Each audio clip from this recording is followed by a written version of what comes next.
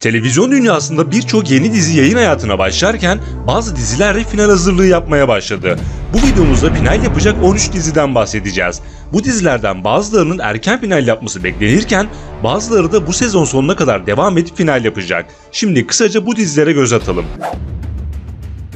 Yaz dizisi olarak başlayan Kendi Düşen Ağlamaz dizisi tüm yaz dizileri arasında en yüksek reyting alan dizi olarak dikkatleri çekmişti.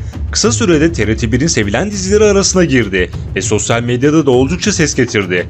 Birçok başarılı genç oyuncunun yer aldığı Kendi Düşen Ağlamaz dizisi reytingler yüksek gelince sonbahar-kış sezonunda da devam etme kararı almıştı. Ancak yeni sezonda diğer dizilerinde başlamasıyla beraber reytinglerde düşüş yaşanmaya başladı. Perşembe günü diğer dizilere göre daha az reytingler alan Kendi Düşen Ağlamaz dizisi sezon sonuna kadar devam edip final yapacak. Başrollerinde Salih Bademci ve Hazal Subaşı'nın oynadığı Dilek Taşı dizisi yeni sezonun en iddialı dizilerinden biriydi. Özellikle Salih Bademci'nin oyunculuğu adeta göz kamaştırdı. Dizinin ilk bölümü ilgi çekiciydi ve reytinglerde zirvede yer aldı. Fakat bölümler ilerledikçe reytinglerde düşüşler meydana geldi. Durumlar böyle olunca dizinin yayın günü Perşembeden Çarşamba gününe alındı. Son yayınlandığı Çarşamba günü reytingleri ise ortalamanın biraz altında geldi. Kısacası reytinglerin bu şekilde gitmesi durumunda Dilek Taşı dizisi bu sezon sonunda ekranlara veda edecek. Hatta reytingler daha da düşerse erken final kararı bile alınabilir. Yaz dizisi olarak TRT ekranlarında yayın hayatına başlayan Hayatımın Neşesi dizisi için geçtiğimiz haftalarda final kararı alındı. Salı günleri yayınlanan dizi reyting yarışında diğer dizilerin çok gerisinde kaldı. Son alınan kararla birlikte 18. bölümde final yapılacak. İclal Aydın'ın Üç Kız Kardeş romanından uyarlanan başarılı dizi 3 sezondur kanalda ekranlarına damga vuruyor. Çarpıcı hikayesiyle büyük bir kitleyi ekranlara toplayan Üç Kız Kardeş dizisi özellikle önceki sezonlarda aldığı başarılı reytinglerle adından söz ettirdi. Bu sezona da başarılı bir giriş yapan dizinin reytingleri giderek düşmeye başladı. Son bölümlerde ortalamanın altında kalan dizinin bu sezon sonunda Haziran ayında final yapması beklenecek. TRT'nin yaz dizilerinden biri olarak yayın hayatına başlayan Benim Güzel Ailem dizisi bu sezon final yapacak diziler arasında. İlk bölümleriyle yaz dizileri arasında reytinglerde genel olarak ilk 3'e giren dizi şu anki reytinglerde çok fazla geride kaldı. Diğer dizilerle rekabet bile edemiyor. Kısacası Benim Güzel Ailem dizisi çok yakında final yaparak ekran serüvenini sonlandıracak. ATV ekranlarında yayınlanan Ateş Kuşları dizisi geçtiğimiz sezon gayet başarılı reytingler almıştı ve ikinci sezon onayını kapmıştı. Fakat dizinin ikinci sezon reytingleri düşüş halinde ve ilk ona bile girmekte zorlanıyor.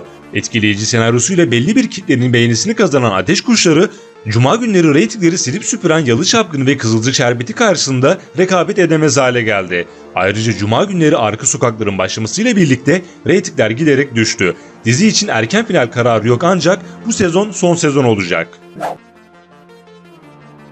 Başrollerinde Engin Akyürek ve Demet Özdemir'in oynadığı Adım Farah, geçtiğimiz sezon ekran macerasına başarılı bir giriş yapmıştı. Çarşamba günleri yayınlanan dizinin reytingleri istenilen seviyelerde olduğu için ikinci sezonunun da olmasına karar verilmişti.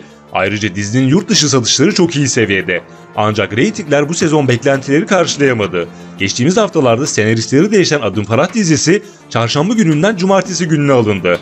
Özellikle yurt dışında çok ses getiren dizinin 26 bölümlük bir anlaşması var. Kısacası birkaç bölüm sonra final yapılacak. Güçlü oyuncu kadrosu ve senaryosuyla dikkat çeken Aldatmak dizisi 2 sezondur ATV ekranlarında belli bir kitleye hitap ediyor. İlk sezon birçok kez reytinglerde zirveye oturan başarılı dizinin bu sezonki reytingleri ne çok düşük ne de çok yüksek seviyede. Ortalama reytinglerle yoluna devam eden dizinin bu reytinglerle 3. sezonu görmesi çok zor. Büyük bir ihtimalle Mayıs veya Haziran ayında final yapılacak. Farklı hikayesiyle dikkat çeken Bambaşka Biri dizisini bu listeye almamızın en büyük sebebi reytinglerde istenilen başarıya ulaşılamaması. Normalde dizinin yapımcısı 2 sezonluk hikaye hazır demişti ancak dizinin Fox TV'de yayınlanması akıllarda soru işareti bırakıyor. Çünkü Fox TV erken final kararlarıyla biliniyor ve bu sezon birçok yeni dizi sipariş etti. Hande Erçel ve Burak Deniz'in başrollerini paylaştığı Bambaşka reytinglerde yükselme kaydedemezse bu sezon final yapabilir. Elbette temennimiz final yapmaması yönünde. ATV'nin uzun soluklu dizilerinden olan Kardeşlerim 4 sezondur ekranlara damga vurmaya devam ediyor. Şimdiye kadar başarılı reytingler alan dizi sosyal medyada da sıkça konuşuluyor. Çok sayıda ödül alan fenomen dizi, cumartesi günleri büyük bir kitleyi ekran başına toplamayı başardı. Özellikle Total grubunda aldığı yüksek reytinglerle Gönül Dağı dizisinden sonra ikinci sırada yer aldı. Ancak yine de bu sezonki reytingler önceki sezonlara göre daha düşük seviyede. Yeni bir karar alınmazsa bu sezonun Kardeşlerim dizisinin son sezonu olması bekleniyor. Oyuncu kadrosunda Kıvanç Tatlıtuğ, Serenay Sarıkaya, Necdet İşler ve daha birçok başarılı ismin olduğu Aile dizisi başından beri 30 bölüm olarak planlanmıştı. Salı günleri yayınlanan dizi ilk sezonunda reyting rekorları kırarak çoğu zaman zirvede yer aldı. Yurt dışı satışları da gayet iyi seviyede. Fakat ikinci sezonda reytinglerde ciddi bir düşüş söz konusu. Eğer reytingler yüksek gelseydi bir ihtimal dizi devam edebilirdi. Ancak şu anki ortalama reytinglerle devam etmesi zor görünüyor. Kısacası fenomen dizinin 30. bölümüne final yaparak ekranlara veda etmesi bekleniyor.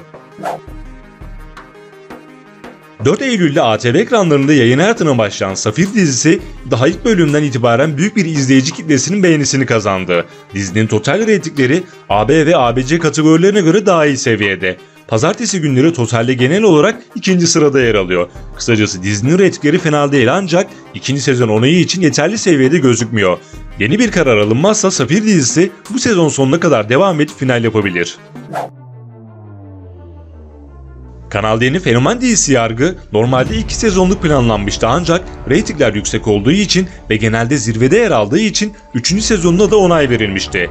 Hem Türk televizyonlarında hem sosyal medyada hem de yurt dışında çok ses getiren ödüllü dizi 3. sezonunda da reytinglerde zirveyi bırakmadı ve pazar günlerine damga vurmaya devam ediyor. Her bölümüyle izleyicileri ekranlara kilitleyen başarılı dizinin 3. sezonunun final sezonu olmasına karar verilmişti. Ancak izleyiciler dizinin 4. sezonda da devam etmesini istiyor ve bu yönde çeşitli etkinlikler yapıldı. Başrollerini Pınar Deniz ve Kaan Urgancıoğlu'nun paylaştığı ve bu sezon sonunda final yapması beklenen Yargı dizisinin 4. sezonda devam edip etmeyeceği önümüzdeki süreçte daha da netlik kazanacak. Fakat son karar bu sezonun final sezonu olacağı yönünde. Yeni videolar gelmeye devam edecek. Videoları kaçırmamak ve anında izlemek için abone olup bildirimleri mutlaka açalım. Bir sonraki videoda görüşmek üzere. Hoşça kalın.